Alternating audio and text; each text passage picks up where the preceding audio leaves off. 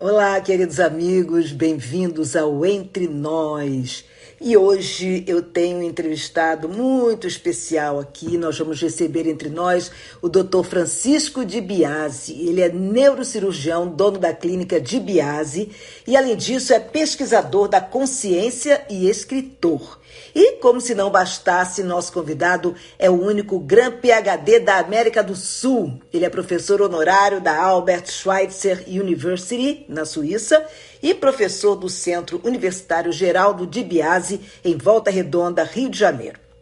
Na carreira acadêmica, já vimos que o Dr. Di Biase se destaca, na verdade, mas ele também conta com um total de 25 livros publicados, dos quais 6 deles aqui nos Estados Unidos. Realmente uma trajetória e tanto, construída com muita determinação e empenho. E com isso, tem muita propriedade para falar sobre física quântica e espiritualidade. Olha só que assunto super interessante. E eu vou ver se ele já está aqui para a gente chamá-lo, para a gente começar essa entrevista, que, nossa, tanta coisa para perguntar, hein?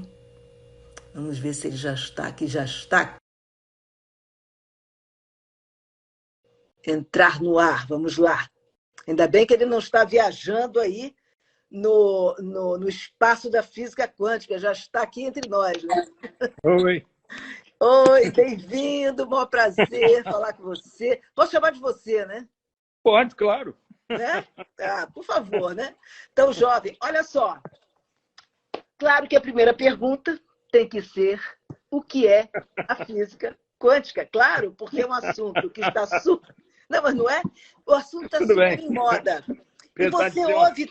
E você ouve tantas, sabe, informações sobre isso, que nós que somos leigos, né? Eu, por exemplo, sou, né?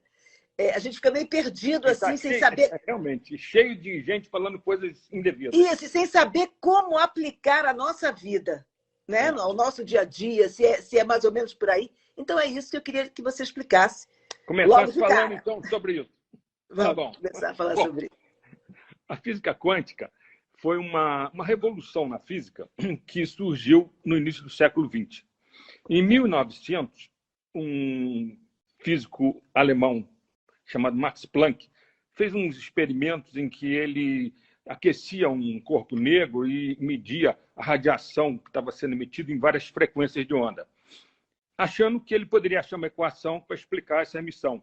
Como desde antigamente, com a física clássica newtoniana, aquela física mecanicista que a gente aprende no vestibular, cinemática, estática, dinâmica, né? Eletricidade, ele achava que iria mostrar que, como se dizia antigamente, a energia se processava de forma contínua.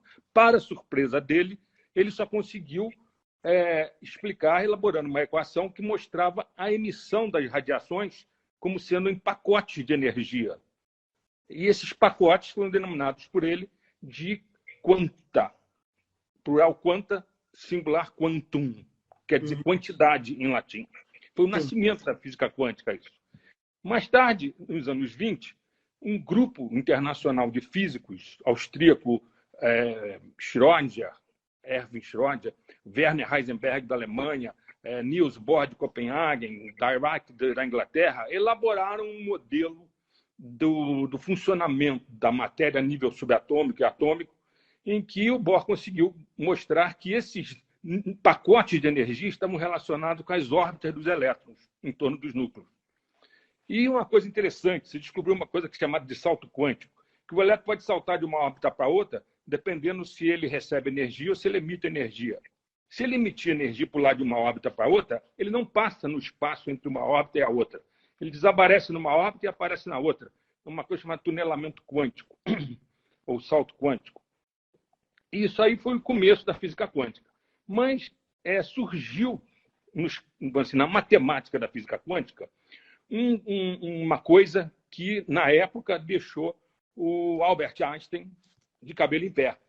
Porque o Albert Einstein tinha elaborado, em 1905, a teoria da relatividade, e uma das grandes descobertas dele foi aquela formulazinha famosa, E igual a mc ao quadrado, né? Energia igual a matéria multiplicada pelo quadrado da velocidade da luz. que permitiu a entrada na era atômica, que explica como uma quantidade pequenininha do tamanho de meia moeda de matéria é capaz de criar uma bomba atômica que destrói a cidade de Nagasaki e de Hiroshima na Segunda Guerra Mundial. Porque ali o fator de transformação de matéria em energia, a matéria em energia condensada, é a velocidade da luz, são 300 mil quilômetros por segundo. O quadrado disso, esse número multiplicado por ele mesmo, é um número enorme. Então, pequenas quantidades de matéria liberam quantidades brutais de energia. E a velocidade da luz, na teoria do Einstein, é uma constante fundamental do universo, que nada poderia ultrapassar 300 mil quilômetros por segundo. Acontece que o Niels Bohr mostrou que na física quântica era previsto a existência de um tipo de informação, que passou a se chamar informação quântica não local ou não localidade, que era instantânea, que conectava tudo no universo de forma instantânea. O Einstein deu um pulo, falou que aquilo era impossível, virou para o Bohr e falou: senhor Bohr, isso aí mostra que a física quântica é incompleta. O fato dela ser indeterminística, a física quântica é probabilística, indeterminística. Ela não é igual à física clássica newtoniana, que é matematicamente exata, e a relatividade, que também é exata. Ele achava, o Einstein, que o fato da física quântica ser indeterminística mostrava que ela era incompleta. E falou uma frase que até virou uma... Ficou famosa, né? Virou um jargão que todo livro de física cita. Ele virou para o Bohr e falou: senhor Bohr, Deus não joga dados com o universo. Papo de cientista, papo de gênio, né? Papo de gênio, né? Exatamente. Porque o fato dela ser probabilística era como se estivesse jogando dados, né? E isso virou uma briga, entre aspas, porque eles eram amigos, uma briga intelectual entre os dois que durou muitos anos, porque não havia tecnologia naquela época para se comprovar a existência dessa informação instantânea, dessa informação quântica, que não é a informação elétrica, né? Não é eletricidade, não é ondas eletromagnéticas, é outro tipo de informação. Aí, isso aí ficou em discussão e tal. O Einstein fez em 1932, publicou com dois auxiliares dele, o Podolsky e o Rosen, um trabalhinho falando através de experiências de pensamento, como ele gostava de fazer, que o Bohr estaria errado. E isso aí não convenceu ninguém, porque era só experiência de pensamento. Aí se passaram os anos 20, os anos 30, os anos 40, os anos 50. Nos anos 60, um cara trabalha lá ele morreu há pouco tempo, chamado John Bell, lá no Large Hadron Collider, aquele acelerador de partículas que passa por baixo da França e da Suíça ali. Sei. Tem 30 e tantos quilômetros de diâmetro, né?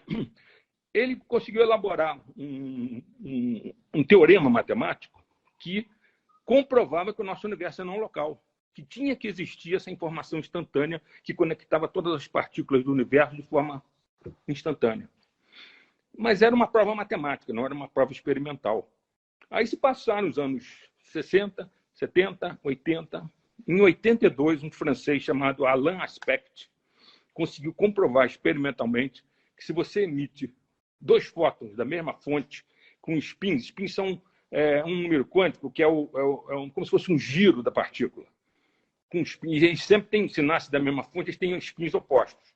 Ele conseguiu demonstrar que se você altera o spin de uma, a outra instantaneamente altera, independente da velocidade da luz. Tá? E isso foi replicado. E como isso acontece? Só para a gente poder entender melhor, né? Porque senão a gente fica meio assim. E como isso acontece? Que você falou que emite o que você falou? Se diz que tem uma correlação entre as partículas, uma indivisibilidade, vamos dizer assim, no universo que permite que, se você altera uma partícula, que a outra altere instantaneamente, independente da velocidade da luz. Sim. Você pode ter uma partícula aqui, a outra do outro lado da nossa galáxia. Nossa galáxia tem 100 mil anos-luz de tamanho.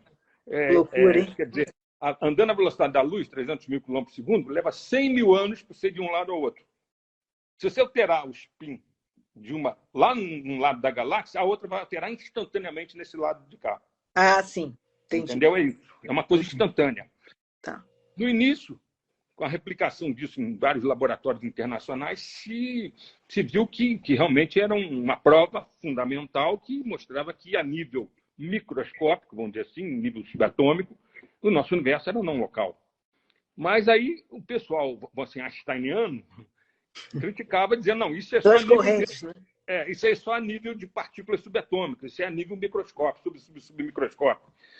Na verdade, a nível cosmológico, que é o que a relatividade explica, isso não funciona. Bom, aí houveram várias evoluções da física quântica e tal. A física quântica conseguiu explicar 3 das 4 forças básicas do universo. As forças básicas do universo é a gravitação, força forte, que mantém o núcleo atômico coeso, força fraca, responsável pela emissão de radiação, e a força eletromagnética. São as 4 forças fundamentais do universo. A física quântica explica a força eletromagnética, a força fraca e a força forte. Mas a gravitação universal é explicada pela teoria da relatividade do Einstein, que mudou aquela história que a gente estudou no curso secundário, de que gravitação, segundo o Sir Isaac Newton, né, é uma coisa que dependia de uma equação dele, não sei se você lembra, que matéria atrai matéria na razão direta das massas e na razão inversa do quadrado da distância. Não, eu não sou muito boa assim nessa área, não, tá? A gente tinha que fazer problemas. Sempre lembro. Equação, tinha que fazer problemas com essa equação no vestibular, era uma loucura. Aí o Einstein conseguiu não, é aquela coisa que a gente decorava para fazer, quer dizer, no meu caso, né? Não você que era um cientista e pessoas que seguem o mesmo caminho, mas no meu caso, né, que fui fazer comunicação, né, e tal, exatamente porque eu era péssima em matemática, péssima em física. Não gostava da matemática. Não. Então a gente decorava aquilo ali só para fazer a prova, entendeu? Então você falou, me veio assim na cabeça rapidamente. Mas aí a teoria da relatividade comprovou que a gravitação não é. Isso aí é uma aproximação. É uma aproximação muito boa, porque até hoje se usa essas fórmulas do Newton para mandar foguete para a Lua, para Júpiter, para Saturno, para Plutão, entendeu? Funciona. Mas, na verdade, a coisa exata é que a presença de massa, de matéria, como, por exemplo, uma estrela, o Sol, provoca uma curvatura no espaço-tempo. Chama espaço-tempo porque, na teoria da relatividade, além das 3 dimensões espaciais, comprimento, largura e altura, o Einstein teve que incluir o tempo como uma 4ª dimensão. Então, ele chamou isso de espaço-tempo.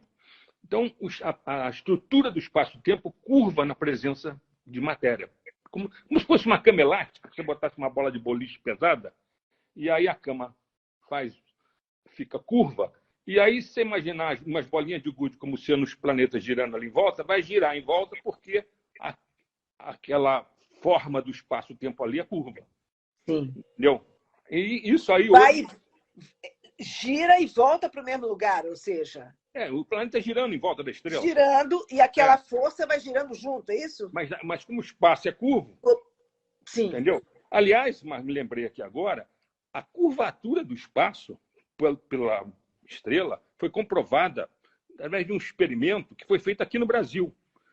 Nos anos 20, a única maneira de comprovar isso que o Einstein bolou era você fotografar num eclipse total uma estrela ou estrelas atrás do Sol.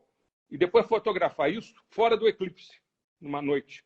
E você iria ver que a luz, quando passa perto do Sol, que está apagado no eclipse, ela se curva. E o Einstein previu até que vai se curvar em tantos segundos de grau. E deu certinho. Entendi. Então, comprovou isso. E depois a era atômica, com a equação dele mostrando que pode se fazer energia atômica em reator nuclear, em bombas atômicas e tal, mostrou que a relatividade é experimentalmente correta. Só que tem um grande problema na física desde essa época. Ela explica a gravitação. A física quântica explica a força fraca, a força forte e a força eletromagnética. Mas elas não se falam. Uma é determinística, é exata, que é a relatividade, a outra é indeterminística, entendeu? E não explica a gravitação de jeito nenhum. Elas não se bicam. Elas não se bicam, né? Elas não se falam. Até hoje existe essa esquizofrenia, vamos dizer assim, da física moderna, em que você tem 2 grandes revoluções que mudaram aquela física clássica do Newton, e essas 2 mostram uma maneira diferente de interpretar o universo. Tá? Agora, só uma pergunta assim, desculpa interromper você, já interrompendo, mas é que eu tenho essa curiosidade, você falando, me veio isso na cabeça. Esses gênios, esses grandes cientistas, essas pessoas geniais que surgiram aí para fazer grandes descobertas, esse tipo de coisa, eles não tinham, não era um pouco uma briga de egos, não? Por exemplo, Olha, o existe... Einstein, entendeu? Aquela coisa assim, não, mas eu acho que é assim por isso, isso, isso. Aquela coisa de querer ser o pai da descoberta, e aí o outro descobriu alguma coisa que ele até acha que pode ser, mas como não foi ele que descobriu, ele não aceita tanto. Você acha que pode ter havido isso? Existiu assim, sim. Se você ler os livros sobre história da física quântica, você vê que havia realmente uma disputa de egos. Esse grupo, por exemplo, que montou o átomo de Bohr, que é esse que foi explicado através dessas pacotes de energia formando as órbitas dos elétrons, o Bohr, quando elaborou isso, ele juntou o pessoal da época que estava estudando junto com ele, lá em Copenhague, que era o Schrödinger, que é o cara que elaborou a principal equação da física quântica, chamada equação de Schrödinger. É uma equação que se usa em todos os laboratórios de física quântica para prever qualquer fenômeno. Nessa equação, se você vai, por exemplo, eu quero observar um elétron, um fóton, que é uma partícula de luz, né? Uhum. Aí eu tenho que usar essa equação para calcular o experimento. Essa equação me dá infinitas probabilidades do fenômeno ocorrer. Então, antes de eu observar, eu sei que tem infinitas possibilidades de ocorrer daquele elétron, daquele fóton, por exemplo, se concretizar na realidade. Certo. Está entendendo? Uhum. Só que ele só se concretiza e só surge ali no teu computador um cliquezinho dizendo que você detectou ele, se a sua mente entrar na jogada, se a sua consciência entrar na jogada. É preciso foi assim que você se interessou pela física quântica? Exatamente. Então conta. Então vamos sair lá daqueles gênios, vamos partir para esse gênio que está falando aqui com a gente. Como é que você se interessou por esse assunto? Você é um neurocirurgião, né? Um neurocirurgião ligado a essa comunidade médica que tem um certo preconceito de aliar a ciência, a espiritualidade, acha as pessoas meio estranhas, assim, né? A pessoa meio estranha e tal, falando de espiritualidade, uma coisa. Ainda existe esse preconceito, né? Ainda existe essa... Mas ele está mudando. Essa distância. Está acontecendo uma mudança nos últimos 20, 30 anos. Você acha que está? Está, porque estão surgindo, eu vou mostrar agora por quê, vamos dizer, experimentos e ideias que estão mudando a concepção do que era espiritualidade. Não é um salto de fé, claro. Entendeu? Uhum. Espiritualidade pode ser entendida de uma forma mais informada, juntando um pouco de ciência com espiritualidade, entendeu? Sim. Eu vou falar isso. Mas eu me interessei por isso pelo seguinte: eu sempre fui uma pessoa muito preocupada em quem eu sou, o que eu estou fazendo aqui. E eu, desde 12, 13 anos, já lia muito sobre esses assuntos. Queria saber o que era a matéria, a energia atômica, a astronomia, essas coisas todas. Lia muito ficção científica. Sempre quis ser médico? Sempre quis ser médico? Pois é, o meu pai era médico, cardiologista e clínico geral. E era também escritor, escreveu 23 livros. E tinha um papo muito bom e a gente conversava o tempo todo sobre um monte de assuntos, inclusive os assuntos médicos. Quando tinha uma coisa interessante, ele me levava no hospital. Olha. Eu ia para a Santa Casa e mostrava as coisas lá, e isso foi me fazendo na minha cabeça. Na verdade, nunca me passou pela cabeça em fazer nenhuma outra profissão. E ele era neuro também? Ele era neuro também? Cardiologista e clínico. Ah, cardiologista. Tá. Aí eu fui ser médico naturalmente. Isso para mim foi uma consequência natural da minha vida, entendeu? Quando eu entrei para a faculdade, quando eu cheguei por volta do segundo, terceiro ano mais, eu já estava muito preocupado com o fato de que a física quântica estava mudando o mundo. A gente via que a física quântica estava gerando tecnologias no mundo inteiro, de tal maneira que hoje, no século XXI, se diz que cerca de 70% de toda a tecnologia moderna que nós temos é dependente da física quântica. E naquela época as coisas estavam começando a acontecer em tudo que é lugar, em termos tecnológicos, e a física quântica sendo aplicada em várias disciplinas. Mas eu não via ninguém aplicar a física quântica na medicina, principalmente na neurociência. E isso me deixava intrigado, porque não é possível. O universo funciona segundo essas normas da física quântica. Então, o meu cérebro tem que ter alguma relação com isso, não é possível. Comecei a ficar preocupado com isso e tal. Mas aí, de repente, eu estava no terceiro ano ou quarto ano, me caiu na mão uma revista de residentes de de Neurologia, que Uhum. tinha um artigo que relatava que o Prêmio Nobel de Medicina tinha sido dado por John Eccles, Sir John Eccles, ele tinha virado Sir lá com a rainha da Inglaterra. Sim. E ele ganhou o Prêmio Nobel de Medicina lá nos anos 70 porque ele tinha conseguido explicar o que eram as sinapses. Sinapses são as conexões entre os neurônios. E essas conexões são eletroquímicas. Ele tinha conseguido explicar isso e desenvolveu, depois de dar as explicações de como a coisa acontecia, ele desenvolveu uma explicação quântica para isso. Aí eu fiquei maravilhado com isso. Pela primeira vez eu vi alguém falando de neurociência e de física quântica, aquilo me deu uma empolgação que eu fiquei assim fascinado pela coisa. E comecei a estudar isso. Entrei em contato com o Eccles, aí comecei a entrar em contato com outras pessoas, e aí eu comecei a elaborar ideias sobre isso. Fui estudar neurologia, aí eu comecei a ter um interesse muito grande na neurologia também. No quarto ano, não é normal isso, você faz isso geralmente lá no sexto ano, na residência, né? No quarto ano eu comecei a frequentar a enfermaria de neurologia do professor Abraham Ackerman, que era um neurologista famoso no Brasil e até no mundo, e acompanhava os pacientes neurológicos ali, aprendi como é que se examinava os pacientes neurológicos, né, o exame neurológico e tal, e comecei a acompanhar alguns pacientes que iam para a enfermaria de neurocirurgia do Dr. Paulo Niemeyer. E aí eram pacientes que eu estava acompanhando, e eu ia assistir a cirurgia, comecei a ficar empolgado com neurocirurgia. Aí procurei o Niemeyer, falei que eu queria começar a frequentar, que eu queria ser neurocirurgião, falei das minhas ideias sobre aplicar física quântica, ele ficou meio preocupado com isso, falou, não, rapaz, mas isso não tem a ver com neurocirurgia.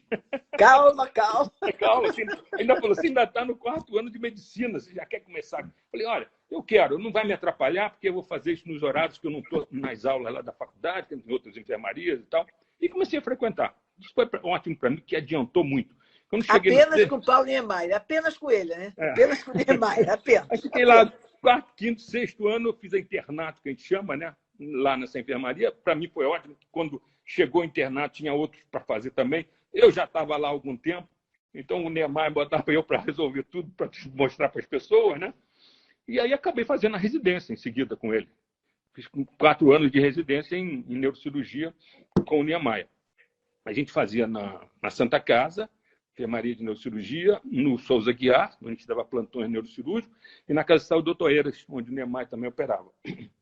Bom, isso aí me fez cada vez... Eu, nisso, estava paralelamente preocupado em ver como a física quântica podia ser aplicada na neurociência.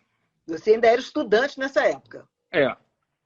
Aí o que aconteceu foi o seguinte, nessa época, ainda lá pelo quarto ano, me caiu na mão um livro que foi um best-seller mundial do Fritjof Capra, um físico nuclear, chamado O Tao da Física, Tao de Taoísmo. E esse Tao da Física foi um troço que me deu um estremecimento enorme, me mudou completamente, porque o Capra faz nesse livro um capítulo sobre cada uma das grandes tradições espirituais da humanidade, e depois, na segunda metade do livro, correlaciona elas, as filosofias, a psicologia delas, com a física quântica e com a relatividade.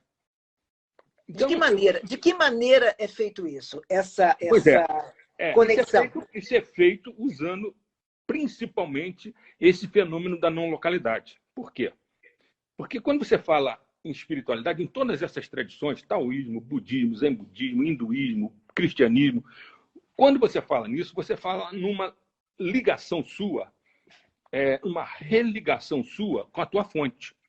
Isso seria, vamos dizer assim, a definição de espiritualidade, dentro das grandes tradições espirituais. Espiritualidade é uma coisa que está acima, vamos dizer assim, da religião. A religião já é uma elaboração que tem relação com a cultura onde ela nasceu e a época, né? E, apesar que os arquétipos que surgem dentro dessas culturas e dessas religiões são parecidos, como Carl Jung, que foi um dos pais da psicanálise com Freud, depois fez a psicologia analítica, demonstrou esses arquétipos, por exemplo, o arquétipo da Trindade aparece no hinduísmo, aparece no Egito Antigo e aparece no cristianismo, entendeu?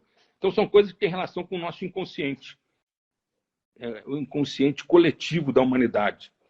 Tá? Tem a ver com o fato disso estar relacionado com uma espiritualidade geral que conecta a gente com a nossa fonte universal.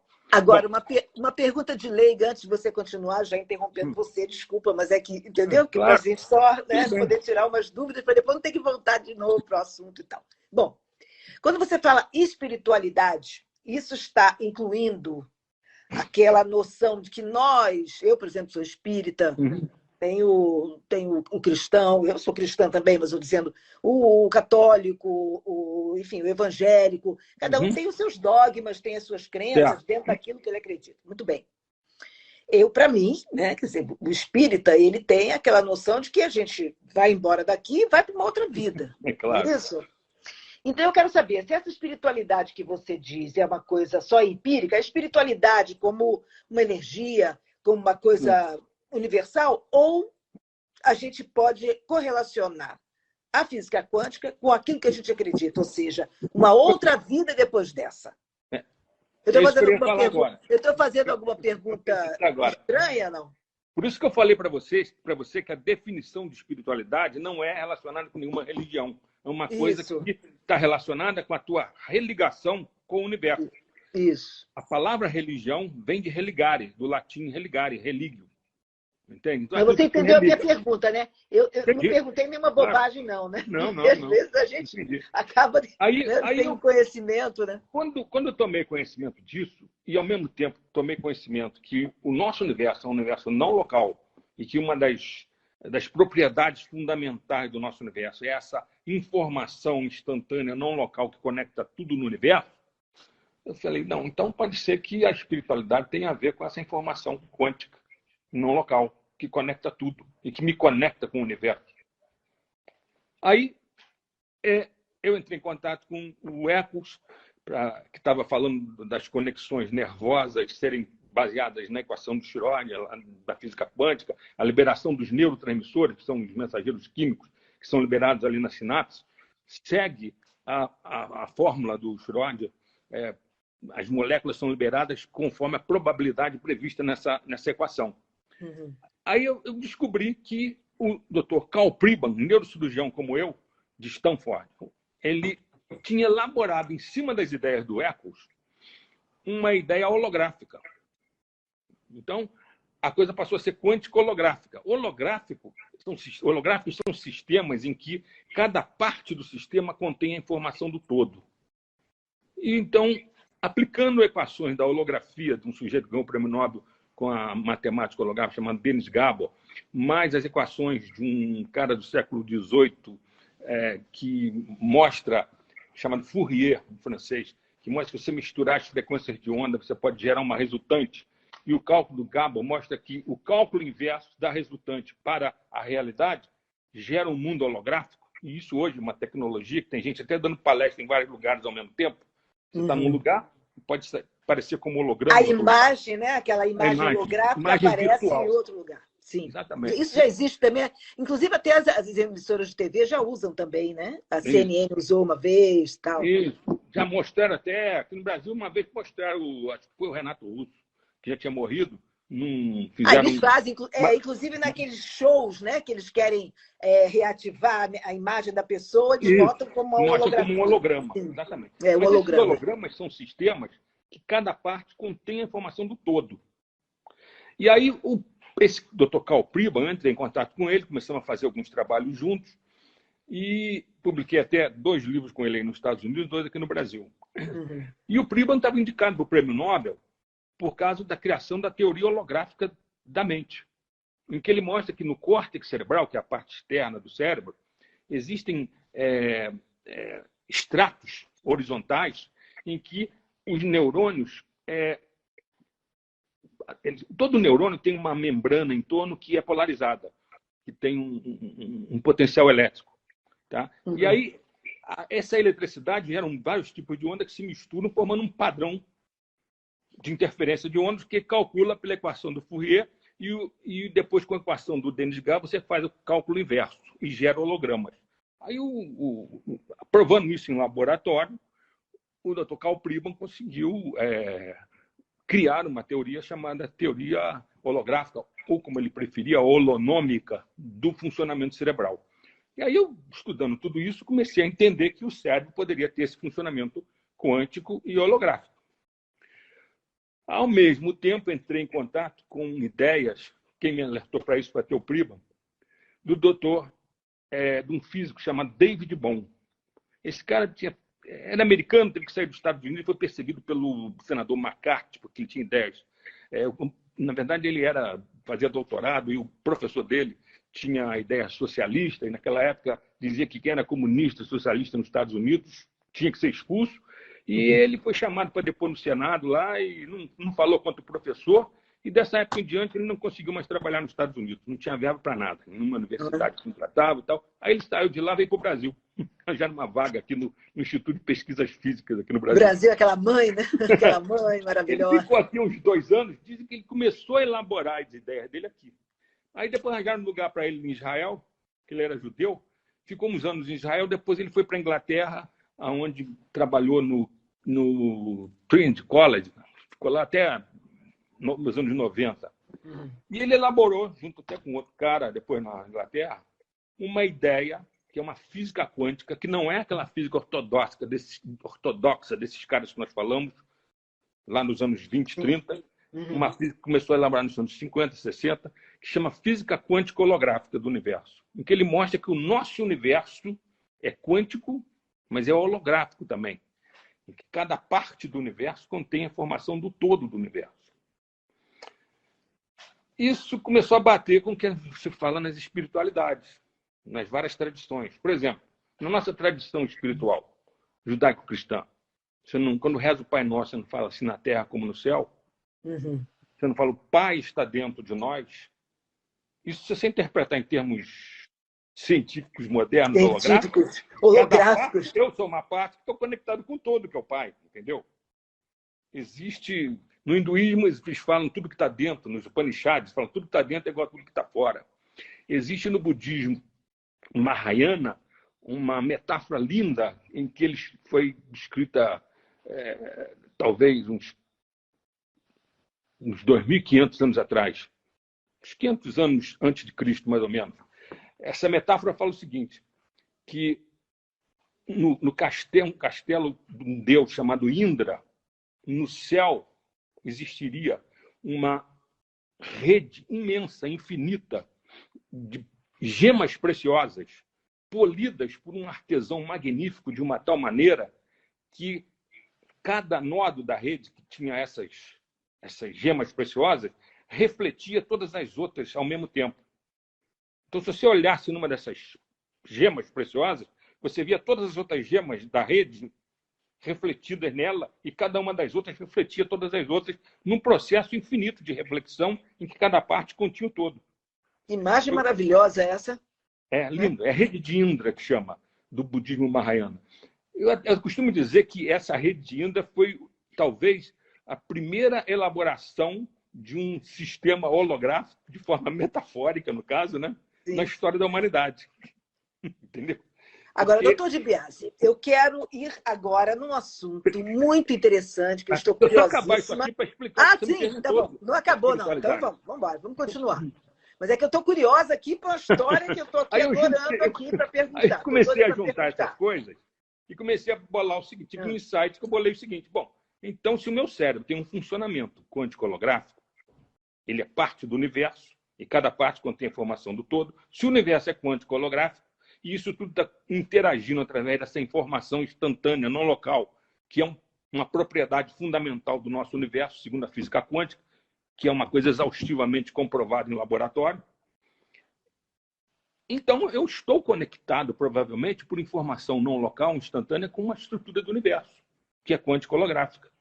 E eu chamei essa conexão de informação quântico-holográfica do universo, informação quântico-holográfica das redes quântico-holográficas cerebrais, e mais a informação das redes clássicas cerebrais, que são mecanicísticas, isso tudo junto eu chamei de holoinformação. Criei essa palavra que existia. É essa aí, essa pergunta, você chegou na pergunta que eu ia te fazer, que eu estou curiosíssima, que você me contou sobre isso, inclusive. Elaborei uma teoria que eu chamei de teoria holoinformacional da consciência. Holoinformacional da consciência, isso mesmo.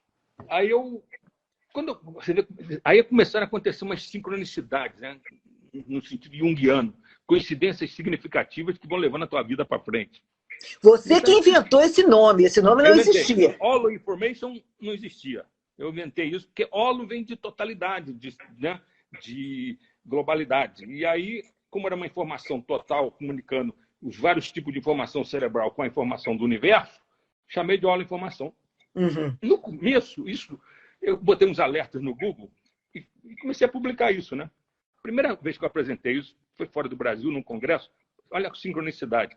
Eu estava no final de um dia na clínica, chegou uma revista que estava saindo naquela época, nos anos 90, 98, 97, uma revista chamada Journal of Consciousness Studies, que era uma revista só de estudos da consciência, que eu assinava, da Universidade do Arizona. E aí, eu geralmente pego a revista, abro, tiro o plástico, olho atrás para ver se tem algum evento que me interessa. Aí eu vi que tinha um evento que ia acontecer na Universidade de Lisboa, em Portugal, um simpósio internacional, que o Carl Pribram, esse com quem eu estava em contato, era um dos organizadores, mais o Amit Goswami, que era físico quântico da Universidade do Oregon, que tinha acabado de publicar um livro chamado Universo Autoconsciente, mais o Rupert Sheldrake, inglês, criador da teoria dos campos morfogenéticos, e mais o Stanislav Grof, criador da psicologia transpessoal, que usa dados da espiritualidade, como oração, meditação, na terapia. Sim. Aí eu, poxa, mas é justamente isso que eu precisava, né? Pensei até, será que seria legal levar o trabalho lá, né? Nisso, o telefone tocou, a minha secretária passou, era o Pierre Weil. O Pierre Weil era o reitor da Unipaz, Universidade Holística Internacional, em Brasília. E era muito meu amigo, porque ele gostava das minhas ideias. E, nessa época, eu tinha acabado de escrever um livro chamado O Homem Holístico. Quando eu mostrei para ele, ele fez questão de fazer o prefácio do livro. E o Pierre já tinha mais de 40 livros publicados, e era um cara internacionalmente conhecido pela criação da Cidade da Paz em Brasília, que o José Aparecido, que era o governador de Brasília, doou para ele que existe lá, aquela granja do Torto, onde o presidente se reúne atualmente, mas existe uma outra granja que era daquele Goberido Couto e Silva, que na época era a eminência parda do governo militar. Aquilo ficou abandonado. Aí o José Aparecido deu aquilo para o Pierre Weil para ele criar a Unipaz, a Universidade da Paz, que hoje tem em todas as capitais do Brasil. Olha. E eu comecei a dar palestra para ele, ou junto com ele, nessas vários capítulos da Unipaz, né? E aí o Pierre estava no telefone, virou para mim e falou assim: eu estou pensando aqui em fazer um simpósio aqui em Brasília e queria que você participasse com essas suas ideias sobre consciência, que eu já tinha mostrado para ele como é que eram as minhas ideias, de juntar isso tudo. Eu vou falar, vou trazer o Amit Goswami, que acabou de escrever o Universo Autoconsciente, o Crema, que é o vice-reitor, também vai falar, e queria que você viesse falar para você debater com o Goswami. Falei, tudo bem, não tem problema nenhum. Aí eu peguei e comentei com ele: olha o que eu acabei de receber aqui. Isso que você vai fazer aqui vai acontecer daqui a 2 meses na Universidade de Lisboa, um congresso internacional lá. Olha. Aí ele virou para mim e falou assim: rapaz, por que você não vai? Leva essa sua ideia para lá e aproveita que o Priba é um dos organizadores e convida o Priba para vir aqui em Brasília no nosso simpósio também. Aí eu falei, tudo bem. Aí me organizei para uma conexão total. Foi a primeira vez que eu apresentei alguma coisa fora do Brasil. Uma conexão, aí... né, Odibes? Foi uma conexão. Você não acha que foi uma conexão meio quântica aí na história? Eu vi que podia mandar o seu trabalho em forma de abstract, né? O resumo, pela internet. Eu mandei aquela noite, no dia seguinte de tarde, o Prima me respondeu que o meu trabalho tinha sido selecionado para ser apresentado na reitoria da Universidade de Lisboa, com ele como moderador. Porque eu cito ele muito, eu sou nos ombros dele para falar da minha ideia, entendeu? Ele é conhecido meu. Aí eu fui apresentar isso lá, uns 2 ou 3 meses depois. Foi um negócio espetacular, porque aconteceu lá, tinha uns 300 pessoas, talvez a metade fossem alunos da universidade, talvez tivesse uns 100, 150 pesquisadores, que eram os grandes pesquisadores de consciência no mundo, que estudam consciência. E aí, quando eu falei em informação quântica não local, como base para a consciência instantânea e conectar você com o universo, 2 caras que tinham uma teoria que eles estavam apresentando lá, um inglês e um australiano, mas a teoria deles é baseada na teoria da informação clássica de um engenheiro chamado Shannon, dos anos 40, tentaram me dar uma rasteira, sabe? Não, o senhor está falando aí de um tipo de informação, porque a teoria da informação quântica só foi estruturada nos anos 90 por um grupo americano, um cara que era tcheco-americano chamado Zurek, Wojciech Zurek, que reuniu um grupo lá no Novo México, no Instituto Santa Cruz, e elaboraram, mostrando que existe por baixo dessa ideia que nós temos da teoria da conservação da matéria e da energia, que é uma coisa clássica na física, existe por baixo disso uma conservação de informação, mas de informação não no sentido eletromagnético, que a gente usa no telefone, TV, internet, rádio, mas de informação quântica. Aí, na hora que os caras me desafiaram, eu sozinho, o único brasileiro que estava nesse congresso, de repente me veio na cabeça, eu tive uma epifania, assim, um insight, me veio na cabeça assim, olha, você tem que entender a consciência como informação não local, quântica, irredutível a mais nada, e que é aquilo que é capaz de gerar no universo complexidade, ordem e complexidade. Quando eu acabei de falar isso, o Pribam, que estava numa mesa, assim, estava num palco no auditório, o Pribam estava numa mesa do moderador, levantou e veio andando na minha direção. Eu fiquei até preocupado, né? Eu falei, besteira. Eu acho que você, olha só, eu acho que você tem um mentor poderoso, hein? Tem um mentor aí ligadíssimo nesse assunto, viu? Pode ser. Aí o Prima me cumprimentou efusivamente. Congratulations, Dr. DiBiase, congratulations. E aí disse que ele concordava plenamente comigo. Prima, naquela época, estava uns 70 anos quase, ele morreu agora por tempo, um ano e pouco. Aí você viralizou, né? Aí você viralizou, né? Ninguém mais falou nada, porque o Prima era uma autoridade mundial, né? Aí o Prima ficou... Sabe quando acontece aquelas amizades instantâneas? O Prima gostou de mim, ficou amigo, me chamou para ir almoçar junto naquele restaurante lá de Lisboa, e começou a tomar vinho, ele era um connoisseur de vinhos, entendeu? E aí ficamos muito amigos, e aí eu comecei a escrever coisas com ele, livro. Porque ele viu que a minha ideia era uma ideia que usava a ideia dele, eu subia no ombro dele e falava mais coisas, entendeu? Agora, o DiBiase, foi a partir daí que você disse que escreveu 25 livros, né? Foi Sim. A partir daí que você começou a escrever ou você já tinha escrito outros livros? Eu já tinha escrito 2 livros nessa época. Um chamado O Homem Holístico, que foi o livro que mais eu demorei para elaborar. Eu levei, sei lá, uns 7, 8 anos elaborando esse livro, mostrando todas as anomalias do paradigma cartesiano-newtoniano, que é esse paradigma científico dos últimos 400 anos, que usa só a ciência materialística, sabe? E é baseado na filosofia do Descartes, que há 300 anos atrás disse que tinha sonhado com Deus e elaborou aquela filosofia do cogito ergo sum, penso logo existo, que separa mente e corpo, e isso aí penetrou de uma forma insidiosa, assim, subreptícia na nossa cultura ocidental, de tal maneira que até hoje, as nossas universidades são materialísticas. Elas só aceitam trabalhos de mestrado e doutorado de ordem materialista. Se você botar um negócio mais espiritualizado, o seu coordenador não aceita, entendeu? Mas eu ouvi dizer que em Harvard, por exemplo, já tem uma abertura grande. Mas é o que eu estou te falando. Está começando tipo uma abertura em alguns lugares. Harvard é um dos lugares. Aqui no Brasil tem 3 universidades que começaram a botar cadeiras de espiritualidade nas faculdades de medicina. Em Taubaté, eles me chamam sempre para dar palestras. Em Taubaté, uma no Rio, que é em Niterói, que é a Federal a UF, Universidade Federal Fluminense, e uma de Minas Gerais, que tem os cursos de psicologia transpessoal, que usa essas bases da física quântica, da espiritualidade, para elaborar terapias de interação mais profunda com o inconsciente coletivo das pessoas. Que tem As aulas são dadas nesse sentido, nesse caminho da física quântica? Esses cursos, geralmente, são cursos que você não tem assim aula todo dia. Aí o cara elabora simpósios ou palestras, chama as pessoas e toda semana tem alguém falando sobre esse assunto, porque dentro da universidade você não encontra pessoas para fazer isso, entendeu?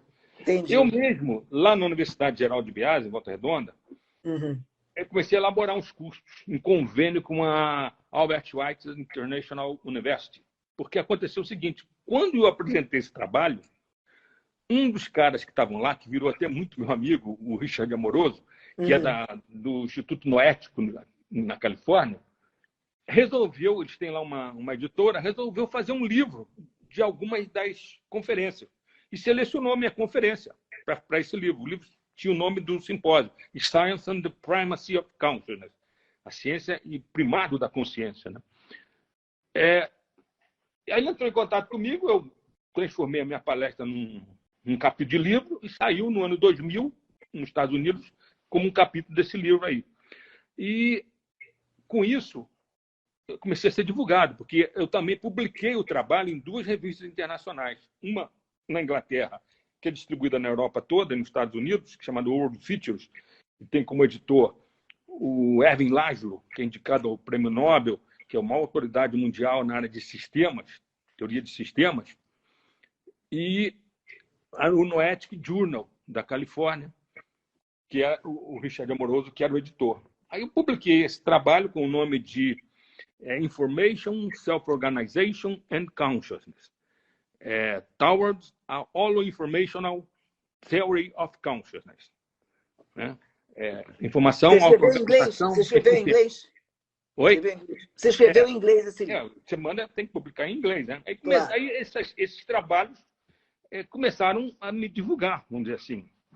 Aí, passou uns meses, eu recebo um e-mail do cara que era o decano, não era reitor, não, era decano lá da Universidade Albert Einstein, na Suíça.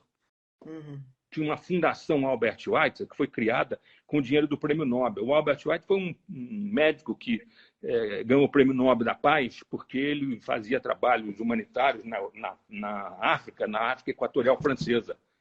Ele também era um concertista virtuoso em órgão, com a música de Johann Sebastian Bach, e ele fazia uns concertos, a gente pagava uma nota para assistir os concertos dele, ele juntava a grana toda, comprava material médico, botava no navio e ia para a África Equatorial Francesa.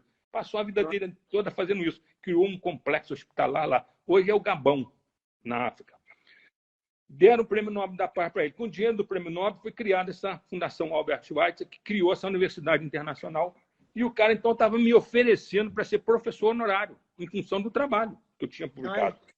Que o Senado deles lá, que eles chamam de Senado, um conselho, né, tinha analisado meu trabalho e queriam que eu fosse o professor honorário. Aí fui lá, apresentei o trabalho lá e tal.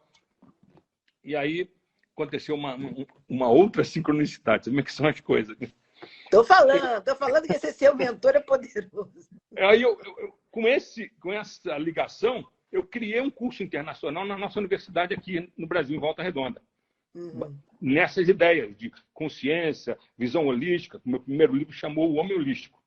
Sim. E aí, como eu terminava o livro mostrando que isso tudo levava a uma cultura de paz no planeta, e citava alguns personagens que lutaram pela paz, tipo Mahatma Gandhi, Martin Luther King, e falava no Albert Einstein. Aí, rapaz, esse cara, presidente lá da Fundação Albert Einstein, me indicou para ganhar uma medalha, que eles chamam de Medalha de Ciência e Paz Albert Einstein, que nunca tinha sido dado para nenhum brasileiro. E aí fiquei assim, puxa, tive que ir lá para receber essa medalha numa cerimônia, só que a cerimônia não foi na Suíça, foi na Espanha. Esse cara, que era o presidente da fundação lá, ele era espanhol. E não sei como ele arranjou para ser na Espanha. Aquele negócio, aqui a gente tem associações médicas, que são pequenas. Lá, eu fui para um prédio que era o Colégio dos Doutores de Madrid. Um negócio que tinha 300 anos. Um prédio antigo de 300 anos. Lá que ia ser a cerimônia. Na entrada do anfiteatro, aqueles anfiteatros antigos, em escada, né?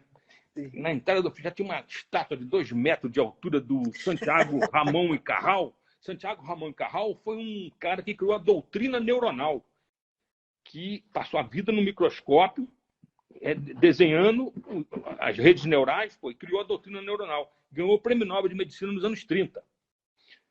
Quando eu entro, um monte de quadros a óleo, com os nomes embaixo. Aí eu olhava, via os nomes. Os nomes eram os nomes das doenças que a gente trata em neurologia.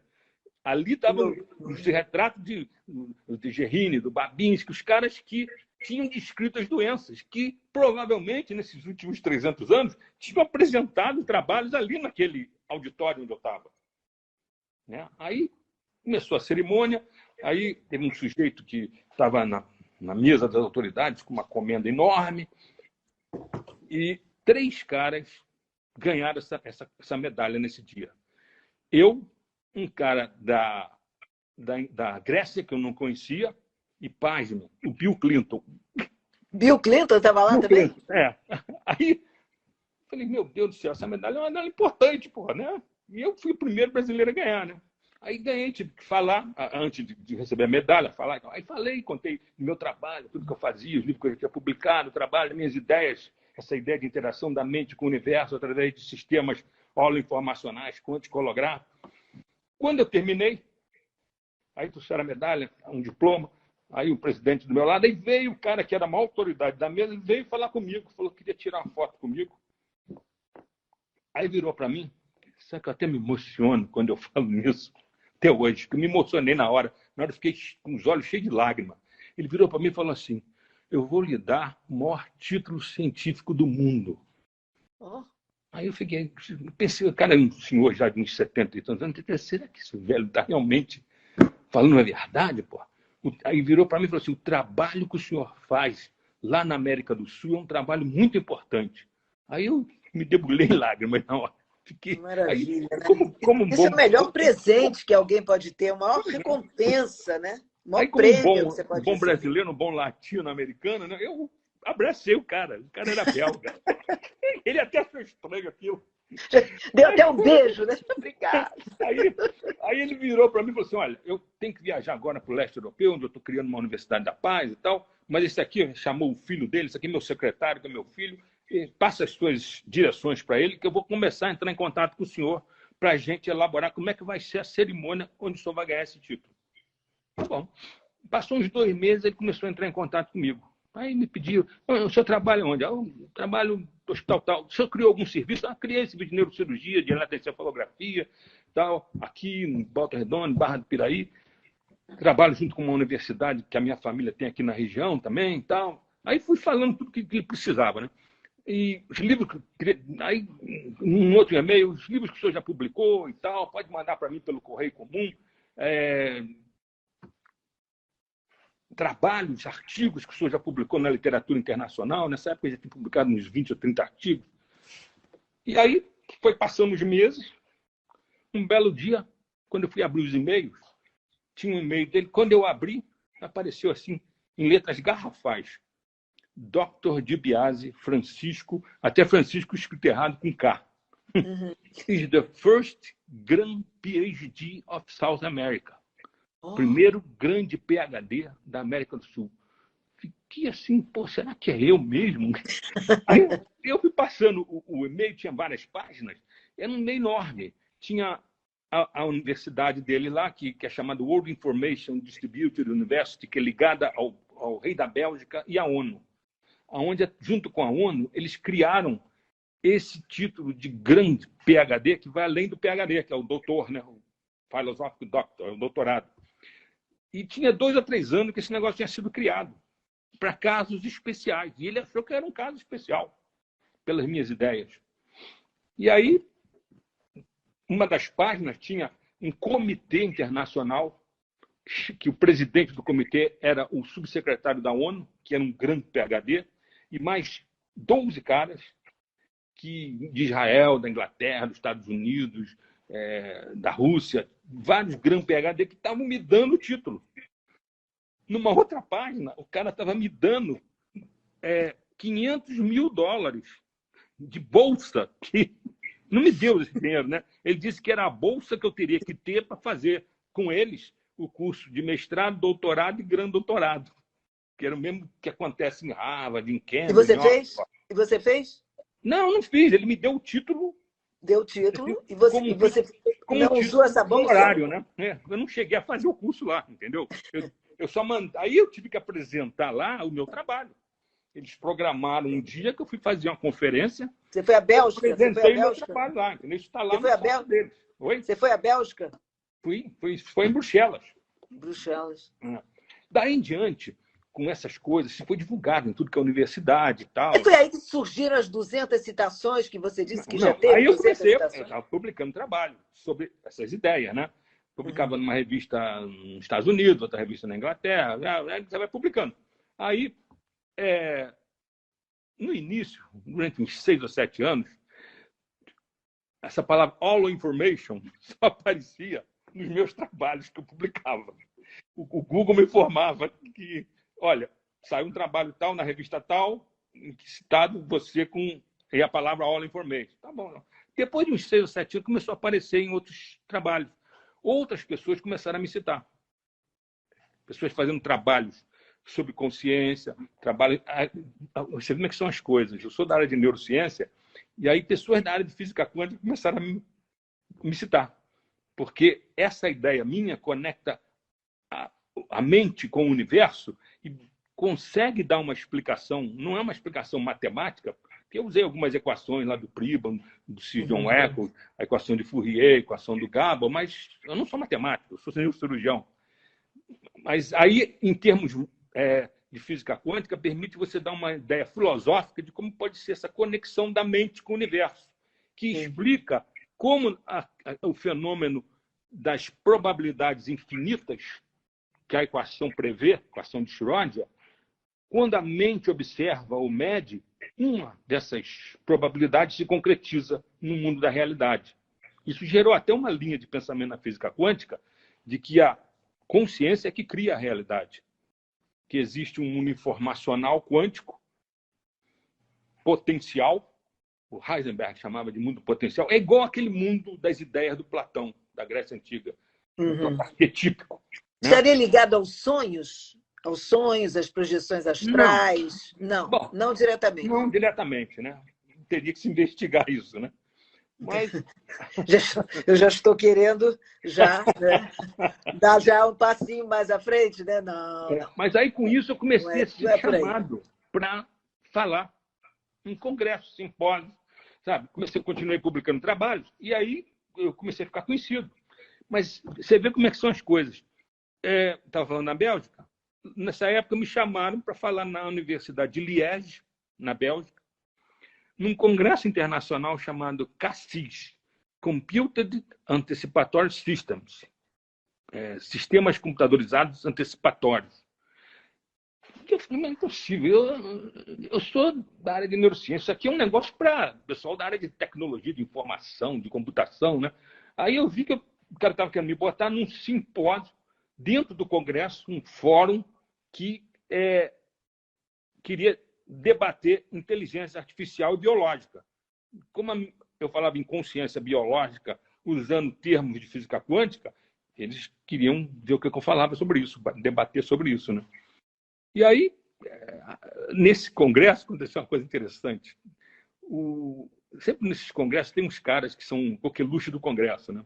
Nesse congresso, o cara que era o coqueluche era um cara prêmio Nobel de Oxford, físico, que é o cara que tinha descoberto esse negócio do tunelamento quântico. Ele bolou lá umas equações matemáticas que explicavam como uma partícula vinha, chegava no anteparo, ela desaparecia e aparecia do outro lado.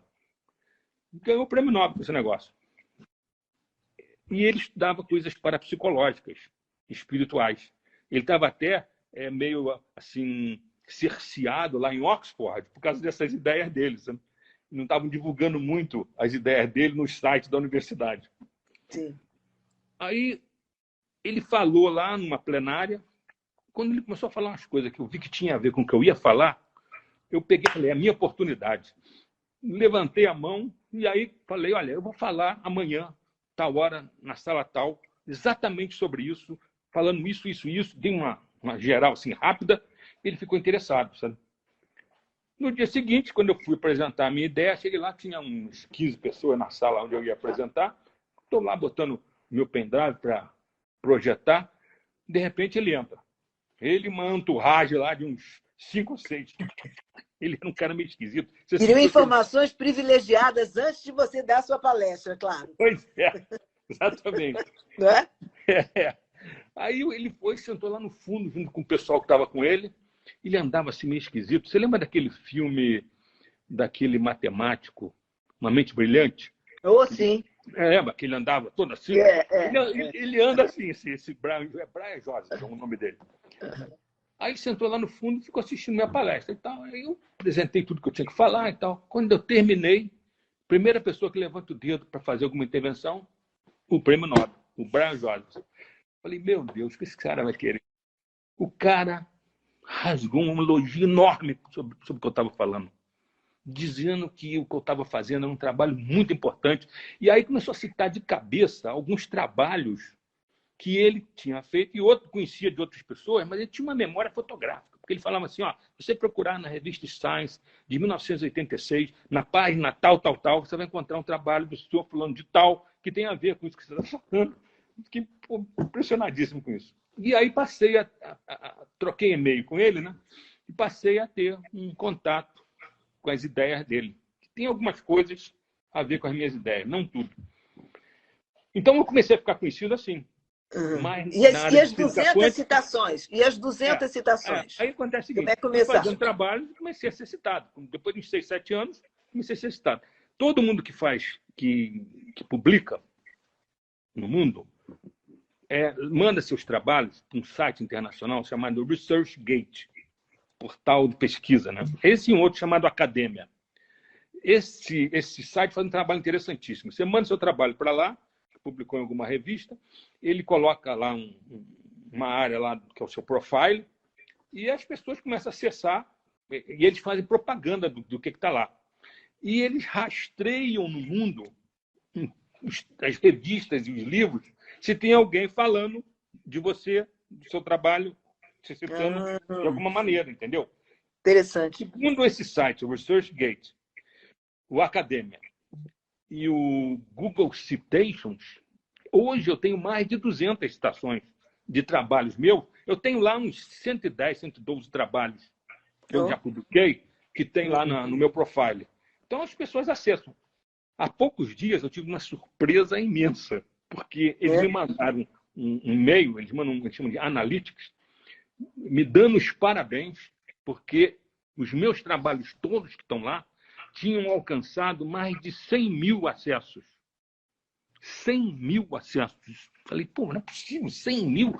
Eu até entrei lá para ver e procurei realmente. É uma surpresa atrás da outra. Tudo para mim foi surpresa atrás da outra. Eu nunca programei nada disso na minha vida. Pois é. Agora, deixa só eu entrar aí um pouquinho nessa conversa. Você, como um pesquisador de física quântica, que até admite a espiritualidade e tal, nunca te passou pela cabeça que você tem uma intuição vinda de um mentor, de consciências de uma outra dimensão? Porque, pelo que você está me falando, entendeu? É uma coisa mais ou menos assim. Não, falando sério. Foi acontecendo. As coisas.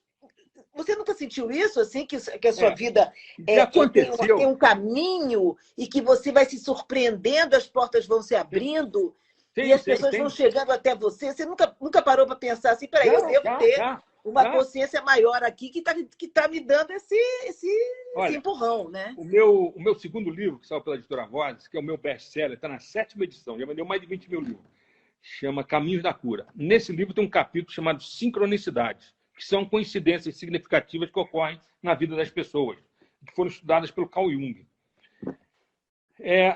Na minha vida, ocorreram muitas sincronicidades. Uma dessas foi essa que eu te falei lá em Lisboa, que veio aquela explicação na minha cabeça, deixou todo mundo mudo, e o Priba virou meu amigo. Eu cheguei a trazer o Priba aqui no Brasil, depois disso. Eu organizei um congresso no Rio, no Hotel Glória, e trouxe o Priba para ele falar da teoria holográfica da mente. E aí eu falei da minha ideia, entendeu? Foi um sucesso. Tem mais de 1.000 pessoas nesse simpósio chamado... Não é que eu esteja dizendo que... Não é que eu esteja dizendo que você não tem uma mente brilhante. Mas é que eu acho que, sabe, é aquela coisa de projeção do futuro, de coisas que a gente ainda vai entender, vai viver, e que você está colocando agora, né? Já me aconteceram algumas coisas assim. Me lembro bem, eu estava numa universidade holística, Acho que foi na Universidade Holística de Brasília, porque hoje tem várias universidades holísticas aqui no Brasil. Tem em São Paulo, tem em Guaratinguetá, em Unipaz, em Brasília. Acho que foi na Unipaz de Brasília. Eu tinha acabado de falar, aí se aproximou de mim uma moça, doutor de Biase, queria me apresentar, eu sou fulano de tal. Aí ela era psicóloga, mas ela era médium. E aí se apresentou e disse que eu sou médium e tal. Queria lhe falar uma coisa. Quando o senhor estava fazendo a sua palestra ali, eu visualizei por trás do senhor diversos mestres. São como se fossem arquétipos da sua mente, né? Aí eu falei, quando isso começou a acontecer, que as pessoas falavam isso, eu ficava meio assim, eu não acreditava muito, não. Mas depois, outras pessoas começaram a falar disso em outros lugares. Eu estou falando agora, que na hora que você começou a falar, eu não vejo nada, mas eu sou uma pessoa muito intuitiva também, né? E eu, até estou fazendo esse programa e a minha consciência está cada vez se expandindo mais, porque eu tenho conversado com pessoas assim, muito, sabe, muito avançadas, né? Isso é forma ótima de expandir a consciência. E eu tenho conhecido muita gente interessante, pessoas realmente com dons espetaculares, né? Então, em função disso, quando você começou a falar, me veio na cabeça todas aquelas conversas que eu tenho tido, os relatos, né, dessas pessoas que são verdadeiros mestres do dom espiritual e tal. E você começou a falar, eu falei, mas ele é o próprio, né? É uma pessoa super... Claro, tem o seu talento, acontece. Né? Agora, obviamente que você fala de coisas, né, que ainda vão ser realidade para a gente, que ainda não são, mas que serão, né? Às vezes me acontece quando eu estou escrevendo ou quando eu estou meditando, eu pratico meditação transcendental há 30 anos. Então você já está no métier, já está escondendo o jogo aí. Então ela expande, né? Com a meditação. Mas às vezes eu tenho uma intuição, ou quando saio da meditação, ou quando eu estou assim divagando, e aquilo me faz querer escrever um trabalho. E às vezes, alguns desses trabalhos são ideias, como você fala, do futuro, entendeu? São ideias que eu começo a especular em cima de ideias científicas atuais. E aí eu mando para esse site, porque isso aí você não consegue publicar em revistas. São coisas muito especulativas. Aí eu mando para esse site, o ResearchGate. Fica lá. Começa a ter um monte de gente que vai acessando lá no site. E aí você começa a falar. E não é à toa que você é neurocirurgião, né? Sim. Olha, isso também faz parte, porque você mexe com a vida. Sim, né? O cardiologista, seu pai, mexia com a vida de outra maneira, que é o coração. Agora, você mexe com a vida. Né? Claro, porque você mexer com o cérebro não é uma coisa tudo. simples. Né? Eu costumo dizer que ser neurocirurgião é uma coisa muito especial. Você tem que ter muita garra e muita determinação, vamos dizer assim.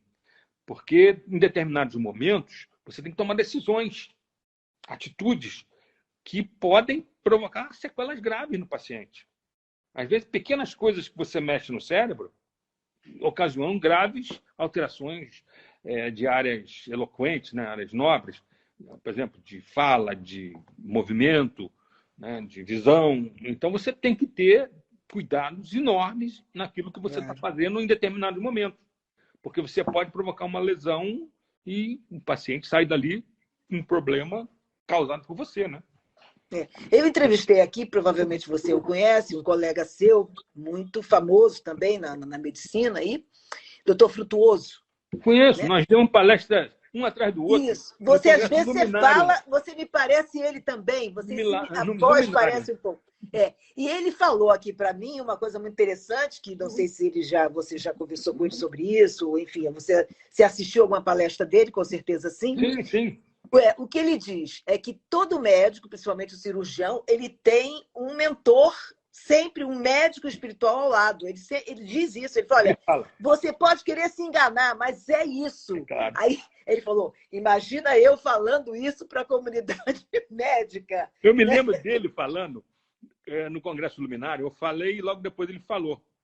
E aí eu fiquei assistindo a palestra dele. E num determinado momento, alguém perguntou para ele sobre estar no hospital e alguém duvidar do que você está fazendo e tal.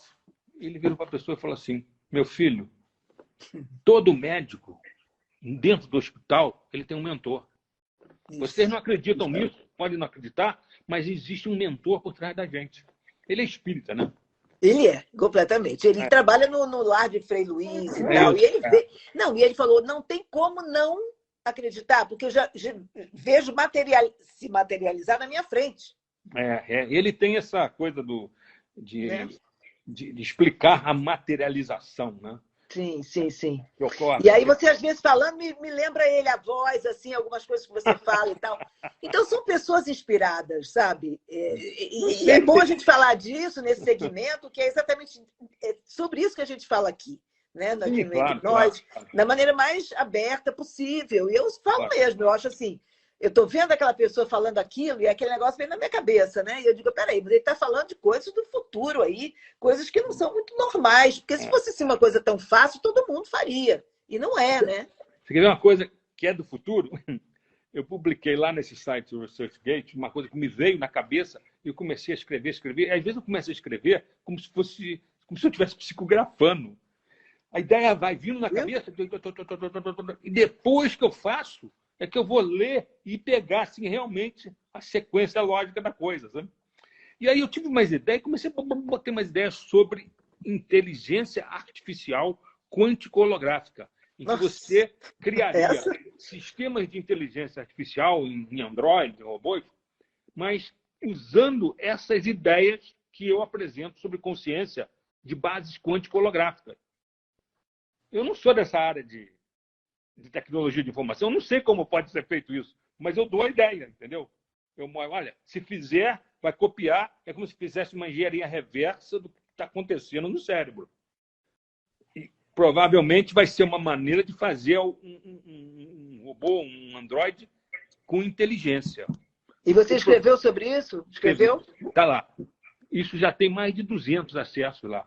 Então. As pessoas começaram a se interessar. Quer dizer, eu estou dando ideias. Apesar de eu não ser capaz de desenvolver aquilo num sistema robótico, né? Porque eu não trabalho nessa área. Agora, olha, eu vou dizer a você uma coisa. Uma live só não resolve. A gente vai ter que fazer mais para a gente poder conversar. E da próxima, eu já quero que você venha para mim com uma história de que você também começou a estudar esses seus mentores geniais que você tem aí, ó. Os mestres todos. Começa a estudar isso, isso que eu estou te falando. Isso acontece, como eu te falei, as pessoas falam às vezes, esses mentores. Eu, às vezes, começo a escrever coisas e eu sinto que aquilo está vindo assim, como se fosse uma cascata de ideias, entendeu? Que eu tenho que botar para fora. Por isso, já escrevi 100 e poucos trabalhos, 120 e poucos trabalhos que estão lá nesse Não é uma coisa normal, né? Não é uma coisa assim, não é que todo mundo faz isso. 20 e poucos livros, pô. Né? Não é uma coisa. Eu acho que tem... São livros sobre isso, são livros sobre, por exemplo, o primeiro livro, O Homem Holístico, é um livro que eu falo dos paradigmas da ciência, mostrando que tem que mudar. Por mais que você tenha conhecimento, você está percebendo que você não pode ter tanto conhecimento assim de uma coisa enorme, né? Que é toda essa teoria. Claro, eu levei a vida inteira estudando isso, lendo isso. Eu moro aqui onde eu moro. Mas, de qualquer maneira, você vê que você tem insights, como você diz, de coisas que você nem conhece. Ah, sim. Né? Aí eu procuro levar aquilo adiante e conhecer, né? Analisar mais. Isso. Agora, eu sempre peço para os meus entrevistados para deixar uma mensagem, seja ela mais positiva ou de, sei lá, de vida mesmo, de comportamento, do que você quiser. E eu queria pedir essa mensagem para você antes da gente terminar. E depois a gente vai, provavelmente, marcar outras, se você podemos fazer outras. Esse prazer. Para mim é um prazer. Eu estou sempre à disposição. Eu estou trabalhando mais 3 dias na semana só na minha clínica. Espero não ter sido inconveniente falando essas coisas de, olha, não sei o quê, mas é que eu falo, eu vejo assim, eu sinto que a pessoa tem algo mais e eu vou, se a pessoa não está falando sobre isso, eu toco no assunto, entendeu? Eu não sou uma pessoa que sigo alguma religião institucionalizada, mas sou uma pessoa espiritualizada nesse aspecto. Eu estou conectado com o todo. Entendeu? E espiritualidade, a definição de espiritualidade é essa religação, essa conexão com o todo. Com certeza. Explicar cientificamente, entendeu? Isso. Eu acho que a espiritualidade vai acabar se convergindo com a ciência para uma espiritualidade mais informada, mais baseada na ciência. Não vai ser só saltos de fé no escuro, entendeu? Sim, claro. É uma coisa Isso. com base. Eu acho que agora nós estamos caminhando para isso. Uma convergência entre ciência e espiritualidade. Mas eu queria a sua mensagem. A mensagem que eu vou deixar é a seguinte. Eu gosto quero a dessa mensagem. Eu escrevi um livro chamado Caminhos para a Paz, que eu dialoguei com o Albert Schweitzer, Prêmio Nobel da Paz, mas ele já estava morto, então eu peguei um livro dele, muito famoso, pegava as ideias, frases dele e depois dialogava com aquelas frases. Esse livro faz sucesso danado. Entendi. O Albert Schweitzer, ele tem uma frase que, essa frase, para mim, ela se transformou numa máxima da minha vida. Eu ainda era estudante quando eu conheci essa frase. Essa frase fala o seguinte: o bem é aquilo que preserva a vida. E o mal é o que destrói a vida. Notadamente, se ela está em plena florescência. E eu acho que isso é uma máxima ética que pode salvar a humanidade. Entende? Porque se todo mundo entender que o bem não é um bem de uma religião, não é um bem de um sistema econômico ou um sistema político, que o bem, na verdade, é essa ética de preservar a vida. Porque nós somos frutos de um universo que tem 13,7 bilhões de anos de evolução, e que formou uma cosmosfera durante uns 10 bilhões de anos, que gerou biosferas, que gerou noosferas, mundo das ideias, neurológico, e que gerou conscienciosferas, que são pontes holográficas. Entendeu? Essa evolução toda é voltada para gerar informação, energia, matéria, vida e consciência. Então, a vida nesse universo e a consciência são as coisas mais importantes. Então, o bem é você preservar essa evolução, preservar a vida. E nós estamos fazendo justamente o contrário. Nós somos uma civilização guerreira e destruidora.